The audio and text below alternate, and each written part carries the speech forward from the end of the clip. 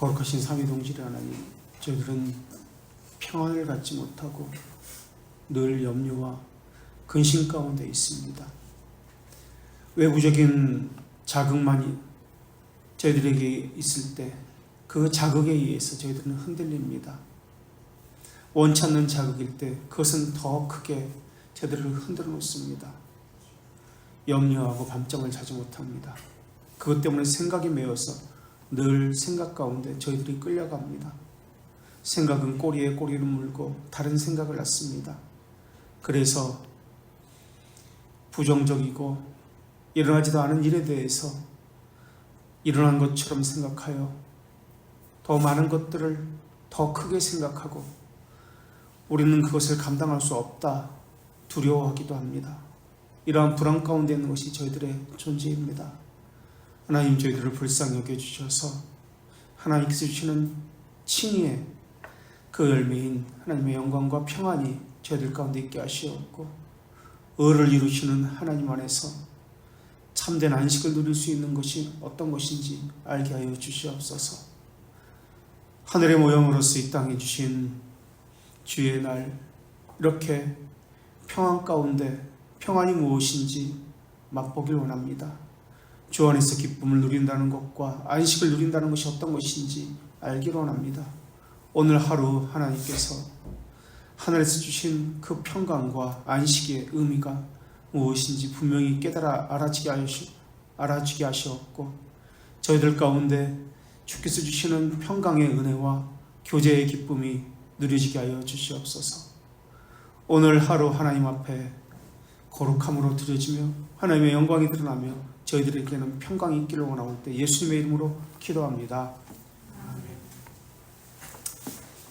자, 그 중간 부분인데요, 복음성가 중 강같은 복음성가가 있습니다. 어릴 때는 그 의미도 모르고 불렀으나 이제는 그 의미를 조금 알 것 같습니다. 칭의를 받은 자는 양심의 평화를 얻게 됩니다. 칭의의 두 돌적이가 있습니다. 칭의의 두 돌적이는 무엇이죠? 두 가지. 칭의의 두 가지. 칭의를 붙잡는 두 가지가 있습니다. 칭의를 붙들고 있는 두 가지가 무엇이죠? 영광과 평화입니다. 그래서 믿음의 돌적이라고도 이야기하죠. 약속과 평화. 믿음의 돌적이는 약속과 평화. 칭의의 두 돌적이 영광과 평화. 하나님의 영광을 보존하는 것과 하나님의 심판대 앞에서 우리의 양심이 평화롭게 되는 것. 그리스도께서 부활하신 후 제자들에게 나타내 보이셨습니다. 너희에게 평강이 있을지어다 라는 말씀을 세 차례나 했습니다. 왜 평강이 있을지어다 라고 말씀하셨을까요? 오히려 기쁜 거 아닌가요? 예수님이 부활하셨다라는 그 약속대로 그 약속이 이루어져서 나타났습니다. 평강이 왜 이들에게 없었을까요? 왜 이들에게 예수님이 세 차례나 평강이 있을지어다 라고 말씀하셨을까요? 무언지 모르지만 불안함이 있었을 겁니다. 그죠? 예수님을 배신했다는 그 불안감이 있었을 것이고 여러 가지 이유가 있었겠지만 그것은 성경에 나오지 않으니까 모르겠지만 어쨌든 불안이 있었을 것이라 보입니다. 염려는 생각이 꼬리를 물고 일어나면서 생겨나는 불안을 가져옵니다. 이 두 가지 생각이 함께 들죠. 하나는 염려가 들 때, 어떤 생각이 들 때 하나는 이거 사탄이 준 거 아니야? 왜 자꾸 내 마음이 힘들지? 이 부정적인 생각이 드는 거 보니까 사탄이 내 마음을 쥐고 흔드는 거야. 나를 속이고 있는 거야. 부정적인 생각이 계속 들면서 자신을 또 다독거리죠. 하나님께서 주시는 생각은 평안이야, 기쁨이야, 희락이야. 그런데 내 안에 부정적인 생각이 계속 들어오는 거 보니까 이거는 하나님께서 주시는 것이야, 사탄이 주는 거야. 그래서 부정적인 생각에 자기 빠집니다. 또 하나는 또 어떤 생각이 드냐면, 이거 하나님께서 미리 경고해 주시는 거 아니야? 내게 일어나는 일을 막기 위해서 하나님께서 미리 알려주시고 나로 하여금 그것에 대해서 미리 알아서 대처하게 하시는 것 아니야? 라는 생각이 두 가지 한꺼번에 듭니다. 하나는 사탄의 생각이 아닌가? 또 하나는 하나님께서 미리 주시는 것이 아닌가? 부정적인 것과 긍정적인 생각이 들어갑니다. 그래서 이것도 불안하고 저것도 불안하고 어떻게 될지 몰라가지고 그런 생각이 듭니다. 사실 존재에 대한 것, 이런 염려에 대한 것은 실존주의자들이 자기존재에서 염려를 이야기하고 있습니다. 철학자들이. 누가 염려하고 싶어 하겠습니까? 저절로 생각이 드는 걸. 그래서 잠이 안 오는 걸. 그래서 꼬리에 꼬리를 물고 생각이 계속해서 이어지는 걸. 마음을 다 잡으려고 해도 주기도문을 외우고 사도신경을 외우고 성경을 봐도 계속해서 생각은 그쪽으로 넘어갑니다. 경계선을 쳐놨는데도 넘어가고 또 넘어가고 계속 발전을 합니다. 마음을 다 잡으려고 해도 안 됩니다. 여러 가지 상반된 생각이 나옵니다. 염려의 대표적인 것은 물질에서부터 비롯됩니다. 물질, 재물과 관련된 것인데요. 성경에서는 의식주를 신경 쓰지 말라, 염려하라 라는 말씀으로 하시는 것이 아닙니다. 의식주를 신경 쓰지 말라, 염려하지 말라 라는 말씀이 아니라 성경은 그것으로 만족과 평안을 누리지 말라라는 뜻에서 하시는 말씀입니다. 물질로 만족함을 얻는 삶을 버려라. 물질로 인해서 평안함을 얻는 삶을 버려라 라는 뜻에서 하시는 말씀이지 그 신경 쓰지 말라 라는 의미가 아닙니다. 그런즉 너희는 먼저 그의 나라와 그의 의를 구하라고 말씀하고 있는데요. 성경에서는 염려에 대해서 두 가지 것을 이야기합니다. 합당한, 첫째는 염려를 하라라는 것입니다. 합당한 염려는 성경적입니다. 그래서 자신에게도 그렇지만은 타인에게도 공정하게 하라. 주어야 할 것을 주어라. 이게 공정이라는 개념입니다.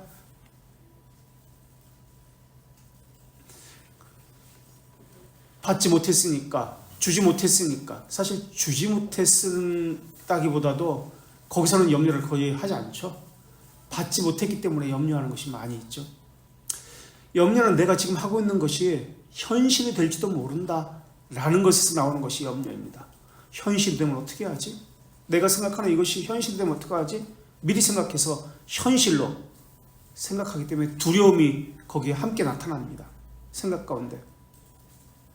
합당한 염려를 한다 할지라도 합당하지 못한 상태가 되면 합당하지 못한 생각으로 계속 꼬리를 물고 이어지게 되면은 그것은 합당한 염려가 아닙니다. 합당한 염려와 합당치 못한 생각이 어우러지게 될 때 이것은 합당한 염려가 아닙니다. 모든 염려는 하나님의 은혜를 의지하지 못하는 데서 나오는 것임을 우리가 분명히 알아야 됩니다. 염려가 있을 때는 더 하나님을 찾아야 합니다. 말씀과 함께 하고요. 더 낮아져야 합니다. 그리고 더 의지해야 합니다. 합당한 염려는 이러한 것과 관련되어 있습니다. 그리고 두 번째는 합당치 못한 염려가 있는데 불신에서 오는, 그러니까 하나님의 섭리적 지혜를 믿지 못하는 데서 오는 염려가 합당치 못한 염려입니다. 이 염려는 마음을 압박합니다. 계속해서 압박합니다. 그래서 내 마음이 압박을 당하면 이것은 합당치 못한 염려구나 라는 것을 생각해야 합니다. 합당치 못한 염려는 결핍을 가지고 옵니다. 그리고 그 결핍은 내가 잘못되어질 거야, 무언가 일이 틀어질 거야, 그 일이 틀어질 때 불안한 두려움을 갖게 합니다. 그래서 일어나지도 않은 일에 대해서 자기가 잘못되었다라는 상정을, 자기가 결론을 내리는 거죠. 자기 스스로 그러한 상정을 내리면서 두려움과 불안이 휩싸이게 됩니다. 그리고요, 이 합당치 못한 염려는 두 번째로, 첫 번째는 마음을 압박하고요, 두 번째는 이것이 더 나아가면 합법적이지 않은 방법을 사용하도록 유혹을 합니다. 합법지 않은 방법, 어떻게 해서 어떻게 해야지? 이렇게 해서 이렇게 해야 되겠다. 그런데 그 방법이 합법적이지 않은 방법을 또한 생각하게 됩니다. 그리고 세 번째는 하나님께 예배하지 못하도록, 기도하지 못하도록, 묵상이라든지 경건생활 하지 못하도록 마음을 나뉘어지게 합니다. 물론 할 수도 있습니다. 습관적으로 예배에 참석할 수 있고요, 묵상도 할 수 있습니다. 그런데 마음이 나뉘어져서 집중하지 못하게 합니다. 말씀에 집중하지 못하게 하고요, 기도에, 묵상에 집중하지 못하게 합니다. 그러니까 이런 모든 염려의 원인은 하나님께서 지혜자이시다, 선하신 하나님이시다, 합리적인 이것에 대한 이제 생각에서 벗어나서 섭리적인 하나님에 대한 그 신앙이 무너진 데서 오는 것입니다. 섭리적인 하나님이시다, 지혜자다, 선하신 하나님이다 라는 것에서 창조주다, 보존자다 라는 것을 무너뜨리게 하는 데서 온 겁니다. 아브라함은 본토 친척 아비집을 떠났습니다. 이 말의 의미는 당신은 언제 죽을지도 모른다는 의미입니다. 여행길에서 보호를 받지 못하기 때문에 아브라함 입장에서 얼마나 두려웠겠습니까? 거기다가 또 여행길에서 그렇게 지나오면서 또 후손에 대한, 자식에 대한 불안감으로 인해서 불신앙이 나오게 되었습니다. 86세 때 이스마엘을 낳았습니다. 그것도 대단한 거예요. 사실은 86세 때 아들을 낳는다는 것도 대단한데요, 그런데 그것을 아니라고 하나님께서 부정하십니다. 그러니 얼마나 노심초사했겠습니까? 인간적인 생각이 들 수밖에 없는 거예요. 아브라함은 염려하고 있다는 것은 내가 가진 것을 잃어버릴지도 모른다, 내가 누려야 할 그 좋은 것들을, 그 상태를 잃어버릴지도 모른다 라는 두려움 때문에 있습니다. 염려가 없다는 것은 그것에 대해서 다시 말하면 가치를 두지 않았기 때문에, 아 그래 이런 건 잃어버려도 돼 라고 생각하기 때문에 염려가 없는 상태가 되는 겁니다. 반대로 이야기하면 그것에 대한 가치를 내가 두고 있다, 그래서 그것을 잃어버리면 안 된다 라고 생각하기 때문에 염려가, 불안이 생기는 겁니다. 우리가 물건 가운데에서도 그냥 하찮은 거 이런 것은 기억에서 지워버립니다. 찾지도 않아요. 그런데 소중하다고 여기는 것, 그 꼭 찾으려고 그러면 없잖아요. 그러면서 아 이거 도대체 어디 있지? 하루 종일 그 생각이 떠나지 않습니다. 그것에 얼마나 내가 가치를 두고 있느냐에 따라서 그 상태가 달라지죠. 염려한다는 것은 자기도 모르는 사이에 그것에 대해서 가치를 부여한다는 뜻입니다. 자기도 모르는 사이에 그것을 사랑하고 있다는 그 증거가 염려, 불안으로 나타납니다. 그래서 자기가 모를 수 있어요. 그래서 무엇에 대해서 염려하고 있는지를 보면 아, 내가 사랑하는 것이, 내가 그것에 가치를 두고 있는 것이 바로 그것이구나 라는 것을 깨닫게 됩니다. 그래서 염려는 어거스틴 같은 경우는 자기 사랑에 근거를 두고 있다고 이야기합니다. 자기 사랑은 교만에서 비롯된 것이다 라고도 또 이야기합니다. 그래서 자기 사랑은 절대적 진리가 아닌데도, 그것은 사랑의 대상이 아닌데도 불구하고 자기가 옳다고 판단합니다. 사랑의 대상이라고 자기가 판단해서 사랑을 하는 겁니다. 자기가 가치가 있다고 판단해서 그것을 가치가 있는 존재로 자기 스스로 높이는 겁니다. 그래서 염려하게 되고요, 불안하게 되고요, 자기 사랑이 거기에 접붙여져서 그렇게 나오게 되는 것입니다. 그리고요, 그 자기가 판단한 가치, 자기가 판단한 사랑, 여기에 대해서 좀 더 깊이 들어가면은 내 판단이 옳다라는 우월감에서 나오는 것입니다. 그래서 교만과 관련되어 있다고 이야기합니다. 그래, 내 판단이 옳아. 내가 지혜자야. 나는 절대적인 지혜를 가지고 있고 절대적인 가치 판단자라고 생각하고 있습니다. 그래서 지성의 우월감을 통해서 그 숨겨진 교만함이 있다는 것을 우리가 알 수 있습니다. 자기가 사랑의 대상에게 의지하고 있습니다.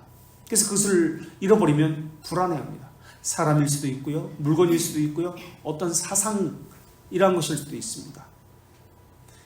그래서 자신이 옳다 여기는 자기가 판단하는 지성의 일치에서 두려움이, 불안이, 자기 사랑이, 그릇된 욕망이 나타납니다. 그래서 그릇된 욕망이, 교만이 자기 사랑입니다. 가치를 부여하지 않아도 되는 것에 가치를 부여하는 것, 사랑할 대상이 아닌데 큰 사랑을 주고 그것에 사랑의 대상이라고 여기는 것, 그릇된 욕망에서 비롯된 자기 사랑입니다.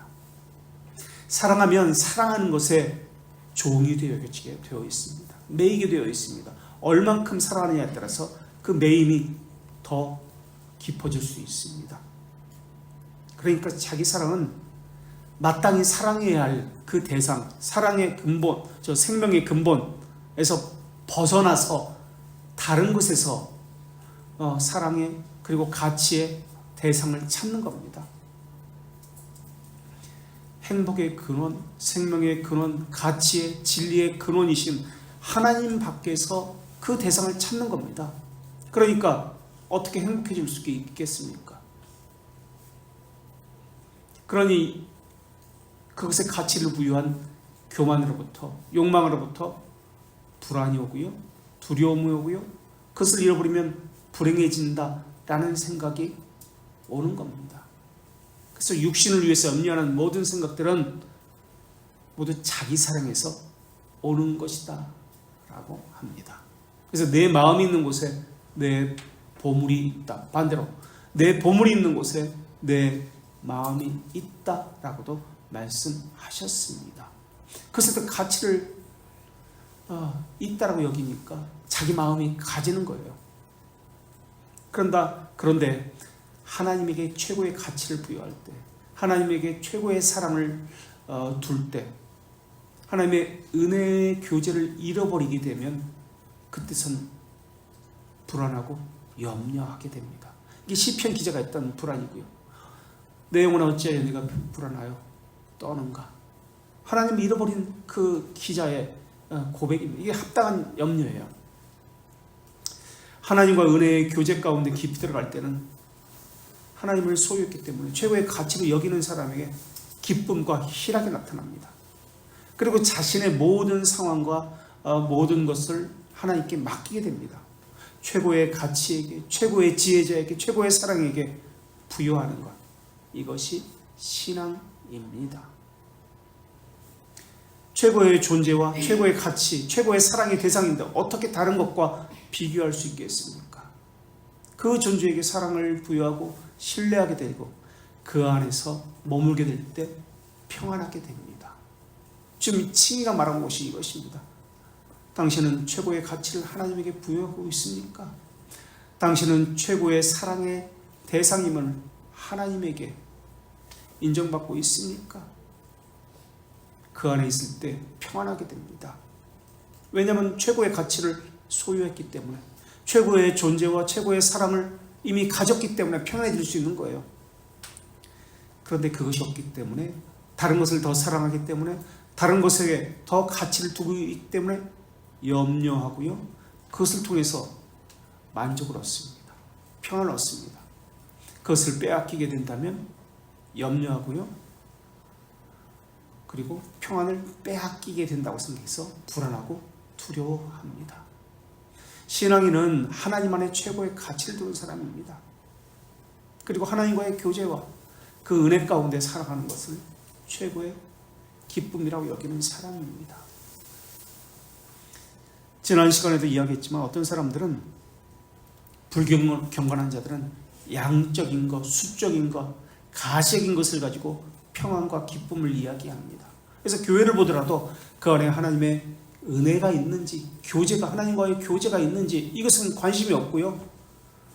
숫자, 양적인, 외적인, 가시적인 이것을 가지고 만족과 기쁨과 평안을 이야기합니다.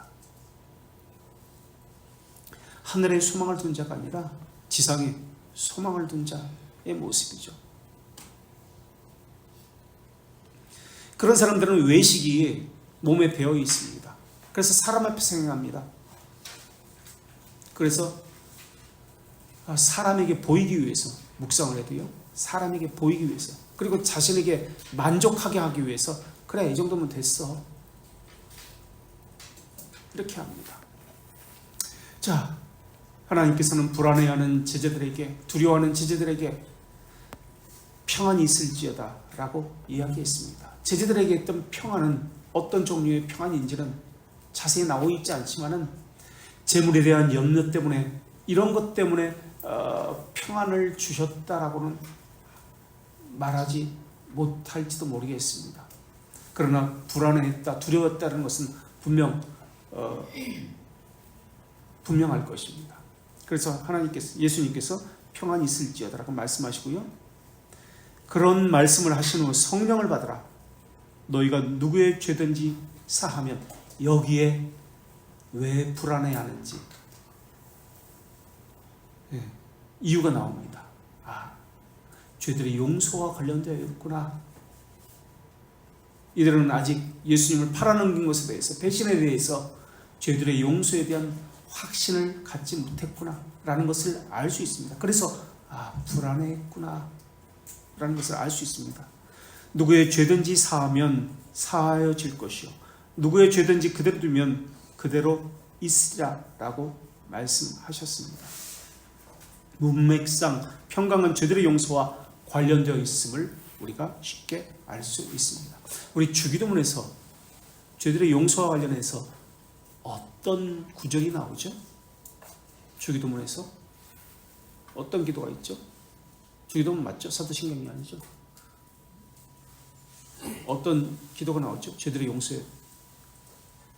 네?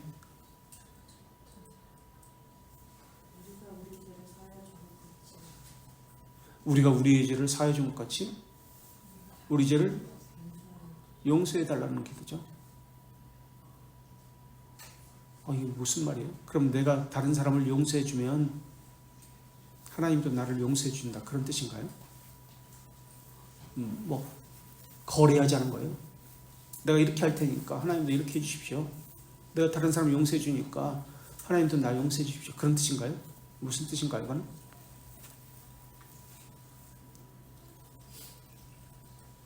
주기도문 항상 하잖아요. 우리가 매주. 내가 용서하지 못하면 하나님도 나 용서해 주지 않습니다, 그런 뜻인가요?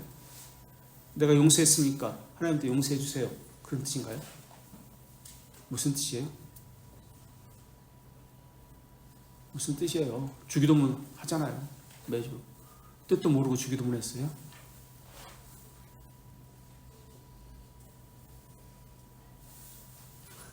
뭐예요? 한번 얘기해 보세요. 우리 이거 했잖아요. 기억나세요?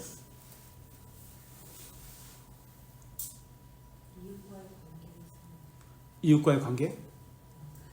이웃과의 관계 뭐라고 했어요? 그 다음에? 죄들의 용서에 관련된. 네, 죄들의 용서에 관련된 것인데,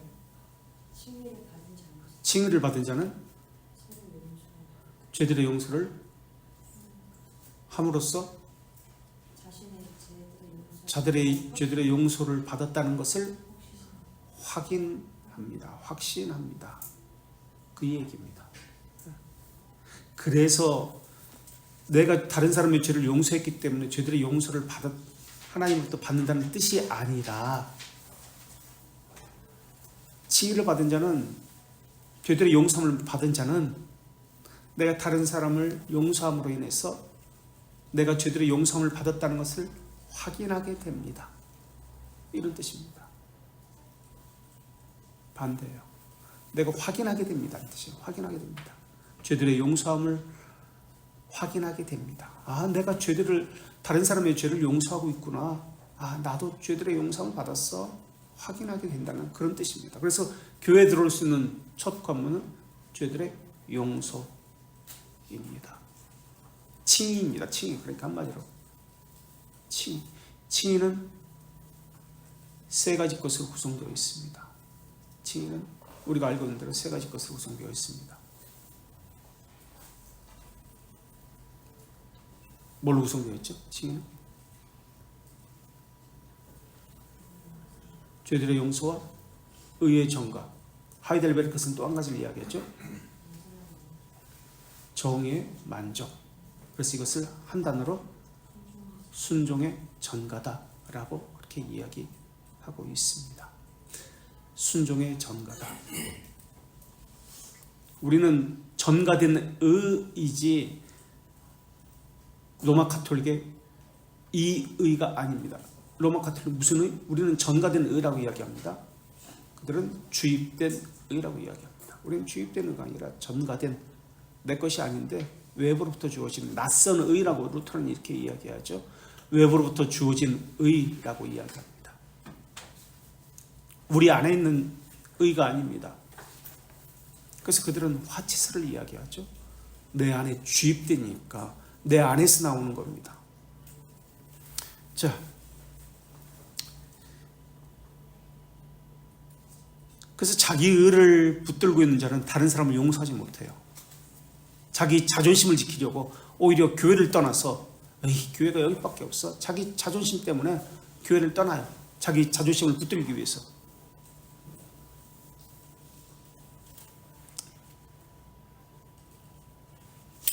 하나님과 화해된 자가 갖는 혜택이 두 가지 있습니다. 그러니까 죄들의 용서함을 받은 자가 갖는 혜택이 두 가지 있습니다.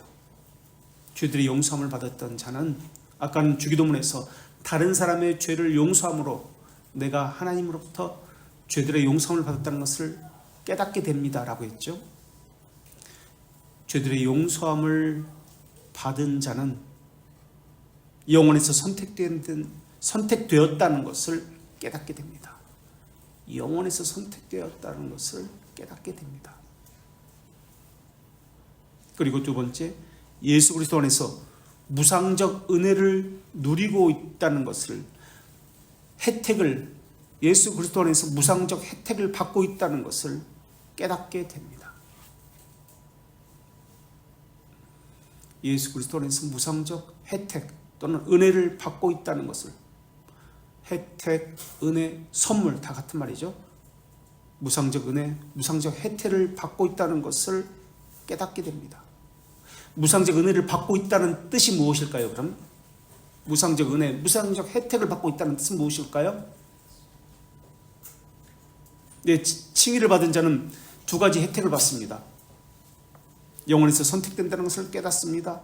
두 번째, 무상적 은혜를, 무상적 혜택을 받습니다 라는 것을 깨닫습니다. 그렇다면 무상적 은혜를 받는다는 개념이 무엇일까요? 이것이 말하고자 하는 것은 무상적 혜택을 받았습니다. 믿음으로 뭐예요? 순종의, 그 다음 뭐라고요?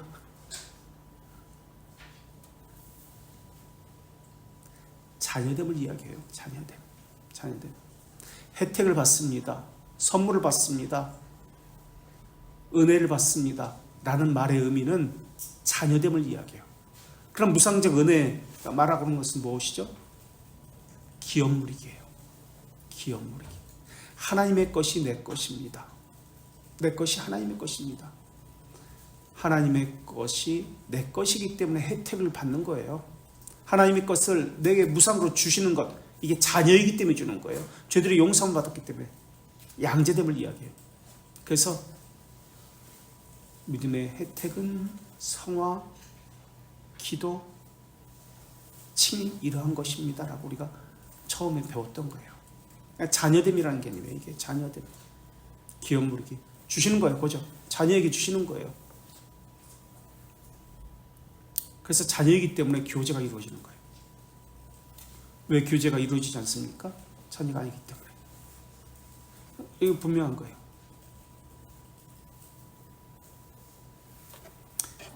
이것은 또한 시간 개념이 아닙니다. 영원이라는 개념이지, 칭의는. 자, 결국 칭의는 양심에 안식을 주는 것입니다. 99쪽. 감성적인 평정이 아닙니다. 감성적인 평정. 하나님과 화평한 상태에서 비롯된 담대함이 주는 평안입니다. 없던 일에도 담대해질 것입니다. 칭의를 받은 경건한 사람은 비양심적으로 살아가는 사람들과 다릅니다. 즉 악인들이 출세하는 것을 보고 사실은 자기도 마음이 흔들릴 수 있습니다.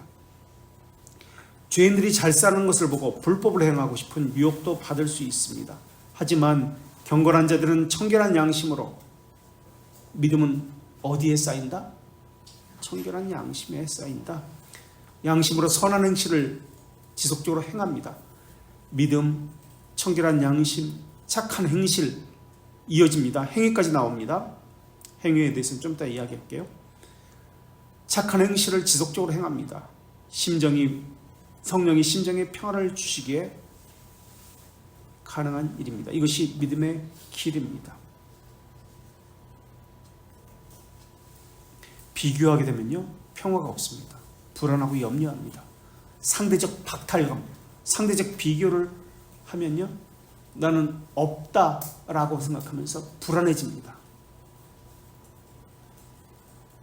평화는 하나님과 1대1 관계에서만 하나님이 세우신 의를 소유할 때 주어지는 것이 평안입니다.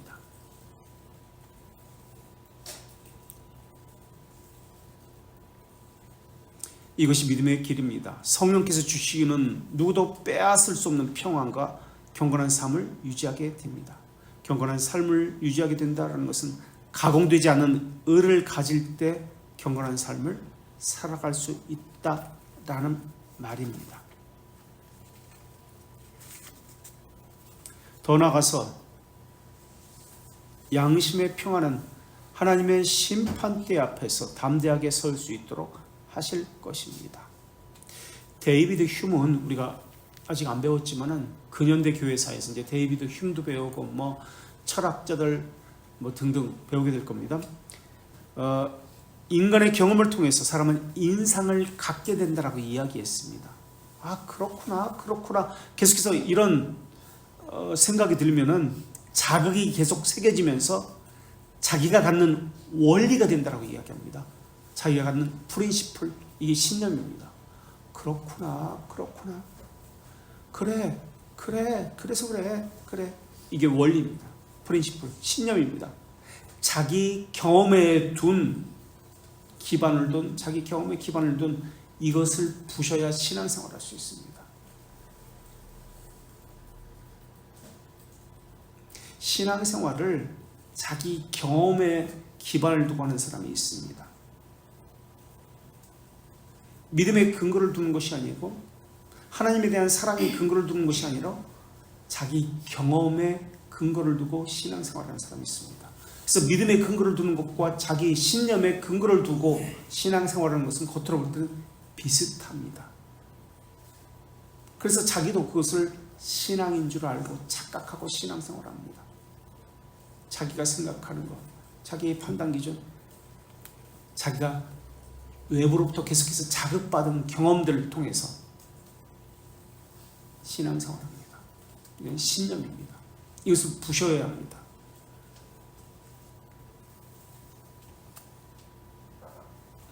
시험을 준비하지 않은 학생은 잠을 자도 불안하지만 준비한 학생은 담대합니다. 경건한 사람들은 이미 시험을 준비한 학생처럼 담대할 것입니다. 악인의 번영함을 보고 심정이 흔들리지 않습니다.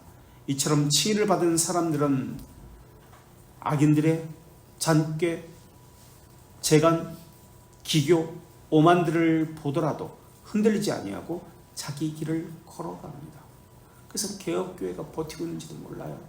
수많은 사람들이 기교를 부립니다. 기술자예요. 기술자. 목사가 아니라 진리를 따라가는 사람들이 아니라 기술자예요.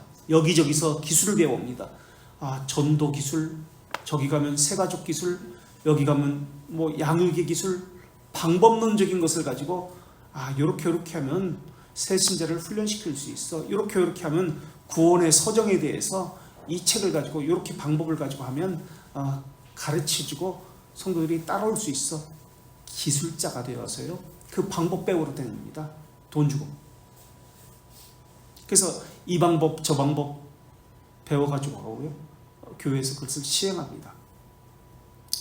그게 아니고 잔꾀 부리지 아니하고 자기 길을, 진리의 길을 미련하고 더디고 그 방법이 사람들이 싫어하고 불편해하고 귀찮아하지만 우리 본성에 맞지 않지만 하나님께서 말씀하셨기 때문에 그 길을 묵묵히 행하며 걸어갑니다. 이게 개혁신앙입니다. 이것이 청결한 양심을 가진 자의 삶입니다. 이들은 하나님의 진리, 하늘 법정에 관심을 둡니다. 이게 신자의 삶이에요. 사람의 방법을 따르지 않습니다. 이게 참된 믿음을 가진 자의 삶입니다. 그래서 칭의를 받은 사람들은 가진 채, 아는 채, 얻은 채 하지 않습니다. 자기를 자랑하는 간증은 하지 않습니다. 물론 간증은 자기를 자랑하지 않는다고 하면서 하는데 사람들에게는 자기 의를 생각할 수밖에 없습니다. 그 사람의 그래서 복 받았구나 라는 것을 생각할 수밖에 없습니다. 그래서 개혁교회에서는 간증하지 않습니다. 그 사람은 간증을 할 때 그런 의도를 가지고 하지 않았을지라도 행여 그런 의도로 비춰줄 수 있기 때문에 그렇습니다. 자, 이 책에서는 3권 15장 헛된 공로 없습니다. 이 책에 나오지 않아요. 기독교 강론 3권 15장이 헛된 공로인데요. 나오지 않아요. 3권 16장 선행의 힘, 선행에 대해서 나오지 않습니다. 3권 17장 그렇다면 보상을 하고 하나님께서 보상을 말씀하시는데 그 수용의 근거가 무엇인가? 수용의 근거 17장 나오지 않습니다. 18장 보상에 대해서 나오지 않습니다. 그러니까 로마 카톨릭의 보속의 개념에 대해서 비판하는 것이 전혀 이 책에 나오지 않습니다. 칭의만 나오고 끝내요. 3권 15장부터 3권 18장까지 나오지 않고요. 바로 자유, 그리스도인의 자유에 대해서 나옵니다. 3권 19장으로 넘어갑니다. 자유. 그렇다면 이 중간에 15장 공로, 16장 선행, 17장 수용, 18장 보상에 대해서 어떻게 우리는 받아들여야 되는가라는 것을 잠시 좀 이야기를 하고 넘어가야 될 것 같습니다. 그렇다면 하나님께서 우리에게 선행을 강조하신 이유가 무엇입니까? 그리고 성경에서 보면 보상을 약속하지 않습니까? 성경에서 보상을 약속한 이유가 무엇입니까? 그 이유는 하늘나라는 첫째 보상이 아니라 기업입니다. 자녀들에게 기업을 확신시키기 위해서 보상을 이야기하는 것입니다. 그 사람들은 자녀예요. 종이 아니란 얘기예요. 자녀이기 때문에 그 부모의 것은 다 자기 것이에요. 기업임을 자녀들이고 기업임을 너의 것이야 확신시키기 위해서 보상을 약속하고 있습니다. 이 첫 번째 이유입니다. 자녀이기 때문에 기업을 확신시키기 위해서. 두 번째는 보상을 성경이 약속한 이유는 하늘에 상급이 있어 라고 성경에서 말하고 있는 이유는, 보상을 이야기하는 이유는, 하늘의 상급을 이야기하는 이유는 행위에 따른 상급이 아니라 인간의 어떤 행위에 따른 어떤 행위에서 주어지는 것이 아니라 하나님의 자비하심에 의해서만 주신다는 것을 알리기 위해서 상급을 이야기하고 보상을 성경에서 이야기합니다. 이게 두 번째 이유입니다. 하나님의 자비하심만을 여기에만 의존해야 한다는 것을 알리기 위해서 상급과 보상을 이야기합니다.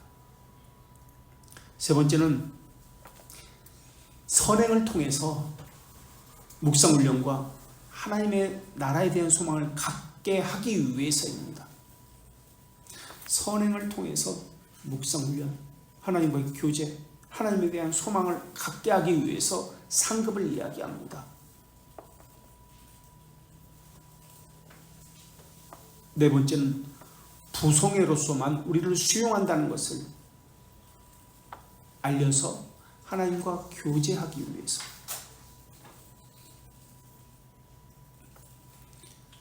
부송애로만 우리를 수용한다는 것을 알려서 우리로 하여금 하나님과 교제하게 하기 위해서 하늘의 상이 큽니다 라고 말씀하시는 것입니다. 그것을 이해시키기 위해서, 하나님과의 교제를 이해시키기 위해서 성경에서는 보상을 이야기하고요, 하늘의 상이 큽니다 라고 이야기합니다. 그래서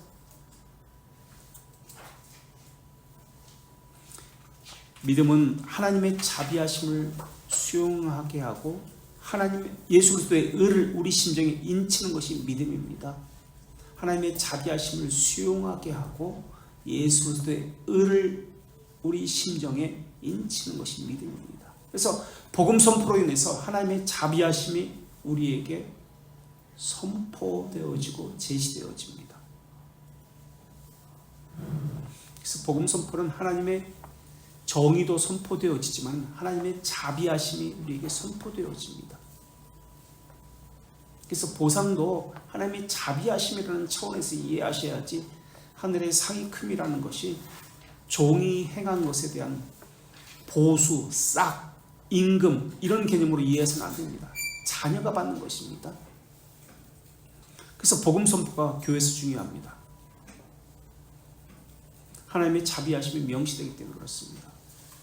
그래서 복음 선포가 거짓되면요, 믿음이 없습니다. 복음 선포가 거짓되면 믿음도 없고 믿음이 있는 사람도 잘하지 않습니다. 봐라, 11조 했더니 하나님이 복 주시더라. 미리 내가 안 좋은 일이 있었는데 헌금을 했더니 하나님께서 그것에 대해서 갚아주시고 복 주시더라. 그거 아닙니다. 하나님의 전적인 은혜입니다. 내가 무엇을 먼저 했기 때문에 하나님께서 갚아주시더라. 그런 개념 아니에요. 그런데 그런 개념으로 11조도 하고 감사헌금 하는 사람 많이 있습니다. 아닙니다. 전적인 하나님의 은혜입니다. 청지기적 삶입니다. 신자의 의무예요. 신자의 의무를 다하고 나서 권리를 말하면 안 됩니다. 의무입니다. 의무만 생각해야 합니다.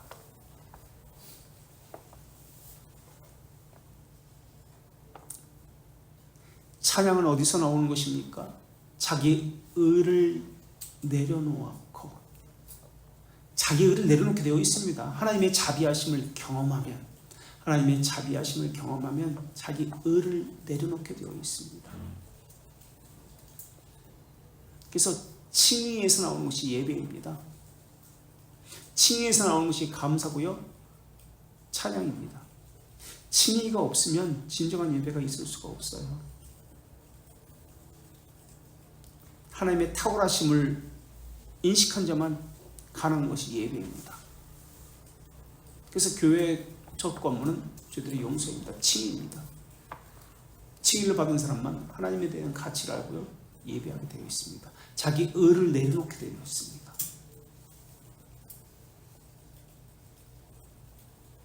하나님께만 영광을 돌리는 삶을 산다는 말의 의미는 하늘의 소망을 두고 산다는 의미입니다.